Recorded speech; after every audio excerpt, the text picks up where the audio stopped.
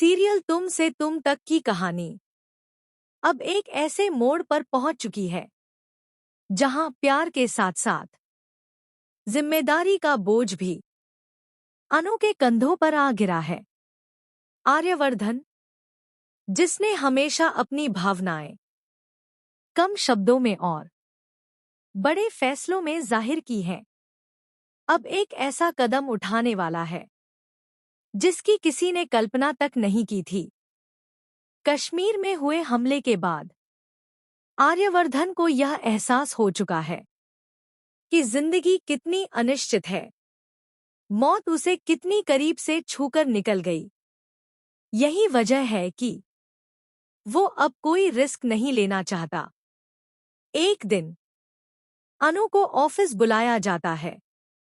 अनु को लगता है शायद बिजनेस से जुड़ी कोई जरूरी मीटिंग होगी, लेकिन जैसे ही आर्यवर्धन फाइल्स टेबल पर रखता है, अनु के चेहरे का रंग उड़ जाता है।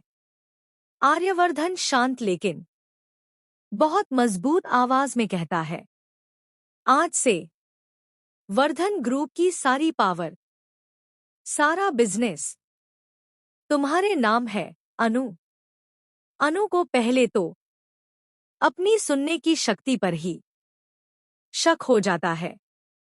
वो घबराई हुई आवाज में पूछती है, सर, आप मजाक कर रहे हैं ना?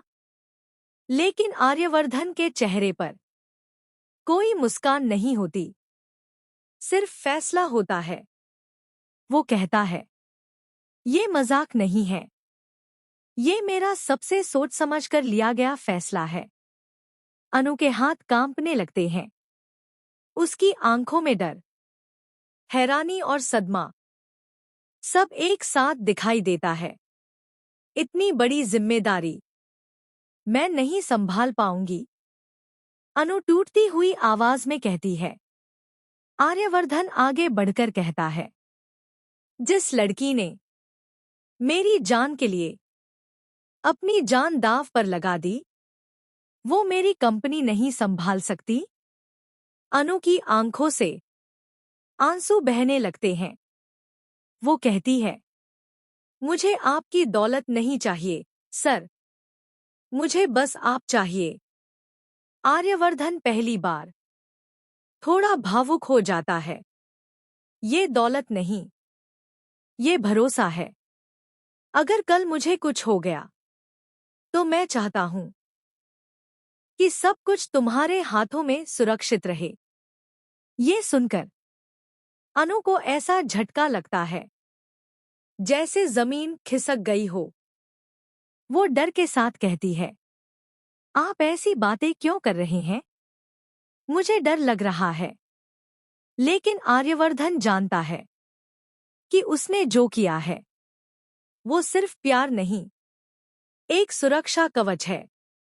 अब सबसे बड़ा सवाल ये है, क्या अनु इस जिम्मेदारी को स्वीकार करेगी? क्या ये फैसला अनु और आर्यवर्धन के रिश्ते को और मजबूत करेगा या नई गलतफहमियां पैदा करेगा? और क्या मीरा और झेंडे इस फैसले को चुपचाप स्वीकार करेंगे या अब शुरू होगा बिजनेस और रिश्ते